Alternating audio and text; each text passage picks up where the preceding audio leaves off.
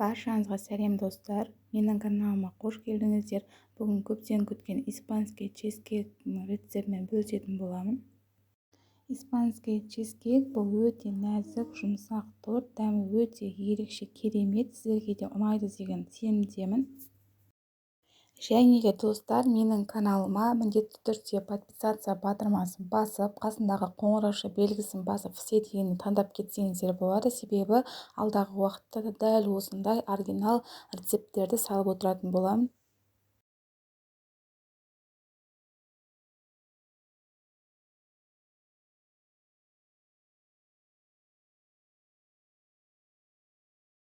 Ал енді бисмилла деп жұмысымызды бастайық. Бізге керек заттар: 550 грамм творожный сыр, 170 грамм қант, 4 жұмыртқа, 250 граммдай сливки, және де 20 грамм крахмал, 10 грамм ұн керек болады, және де лимонның қабығы керек болады.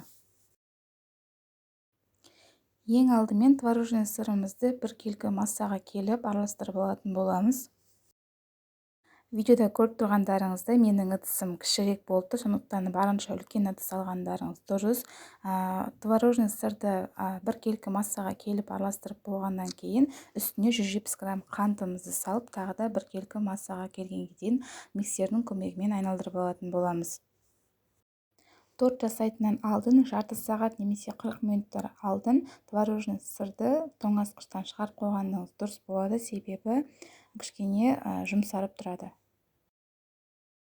Және де арасында дәл видеода көріп тұрғандарыңызда арнайы силикондық қасықтың көмегімен ыдысымыздың шетіндегілерді де осылай істеп тұруымыз керек, себебі шет жағында араласпай қалуы мүмкін.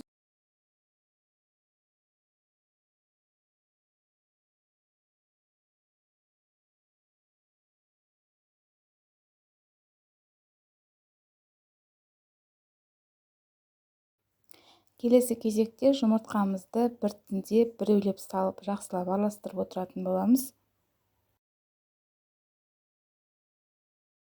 Осы испанский чизкейк торттарының ішінде ең хит торттардың бірі. Өте дәмді, нәзік, дәмі ерекше, басқа торттарға ұқсамайды, яғни бисквиті болмайды.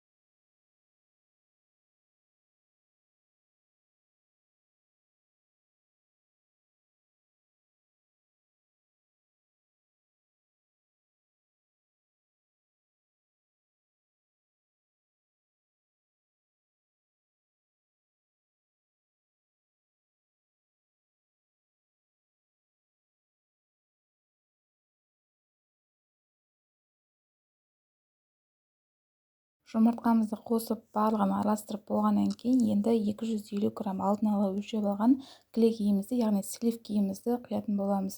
Сливкиіміздің проценті 30%-тен жоғары болғаны жақсы.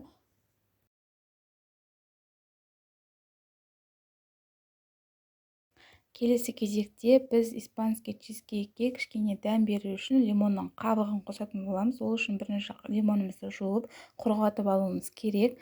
Құрғатып болғаннан кейін үккіштің көмегімен, видеода көріп тұрғандарыңызда көп емес, кішкене ғана қоссаңыздар жеткілікті.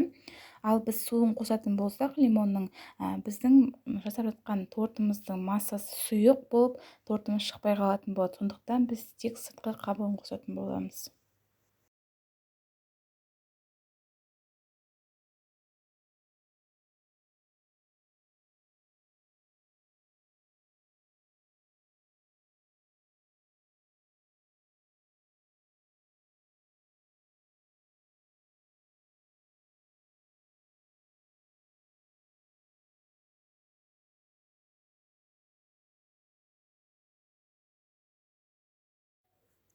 Енді ең соңғы ингредиент, бізде құрғақ ингредиенттер қалды. 20 грамм крахмал және 10 грамм ұн қостым. Егер сізде крахмал болмаса, яғни 30 грамм ұнды қоссаңыздар да болады.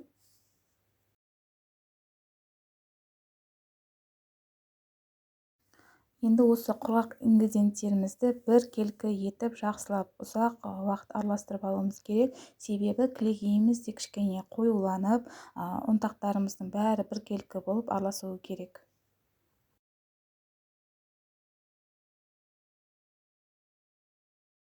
Жаңағы ыдысым кішірек болып араластыруға ыңғайсыз болғандықтан үлкенірек ыдысқа құйып араластырып жатырмын. Бір 20 минуттай жақсылап миксердің көмегімен араластыратын боламыз, себебі кілегей кішкене қоюлану керек.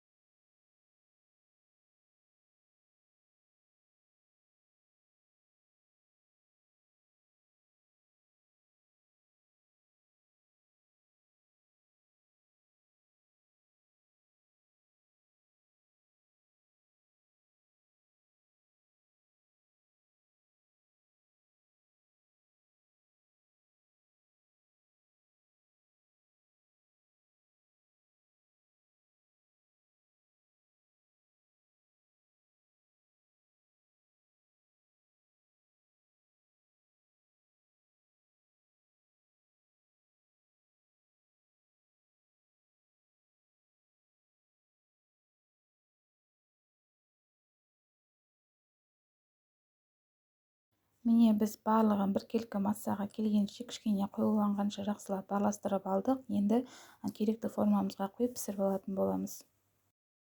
Мен 20 дециметрлі формаға пісірейін деп жатырмын. Егер сіз де дәл осы рецептпен пайдаланып пісіретін болсаңыз, 18 не 20 дециметрлік формада пісіріңіз. Себебі дәл осы рецептпен бұдан үлкен дециметрге пісіретін болсаңыз, формаңыздың биіктігі көтерілмей қалатын болады.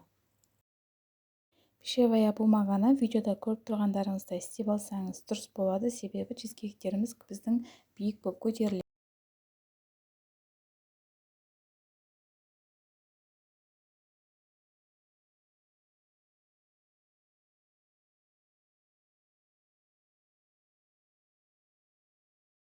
Енді алдын ала қызып тұрған пешімізге 22 градуста 45-50 минут аралығында пісіріп алатын боламыз.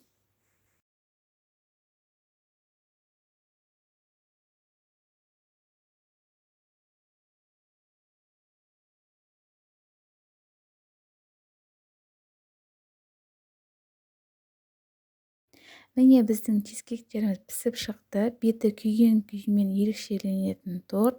Осылай қозғасаңыздар бұлқылдап тұрады. Және формасынан міндетті түрде суыған күнде шешіңіз. Ыстықта шешетін болсаңыз, формасынан жарылып кететін болады. Достар, егер де әлі де каналыма жазылмаған болсаңыз, міндетті түрде подписаться батырмасын басып жазыла кетіңіз. Себебі алдағы уақытта дәл осындай керемет оригинал рецепттермен бөлісіп отырамын. Сол рецепттерді жіберіп алмас үшін міндетті түрде жазылып, подписаться батырмасын басып, қасындағы қоңырау белгісін баса кетіңіз. Міне қандай керемет шыққан, өздеріңіз видеода көріп тұрғандарыңыздай, көрінісінің өзі әдемі, дәмі деген өте нәзік, керемет шыққан. Сіз де осы рецепті пайдаланып жасап көріңіз. Тіпті болмағанда менің каналымдағы осындай торттардың рецепттерімен үйде отырып та табыс табуға болады. Сондықтан менің де еңбегімді бағалап, міндетті түрде видеоға лайк басып, комментарий жазуды ұмытпаңыз. Ал торттың бетін безендіру өзіңіздің фантазияңызға байланысты. Мен қатырылған жемістермен безендіріп жатырмын. Сіздер жай ғана шоколадты ертіп құйсаңыздар да болады. Және де қыздар, жаздың күні дәл осы көкөністерді қатырып алған болатынмын. Сіздерге де кеңес беремін. Дәл осылай кез келген уақытта тортыңызды безендіруге өзіңіздің тоңазытқышыңыздан алып пайдалана бересіз. Сондықтан осылай сізде қатырып алғыңыз келсе, жоғарыдағы сілтеме арқылы толық видеоны көрсеңіз болады. Назарыңызға көп рахмет.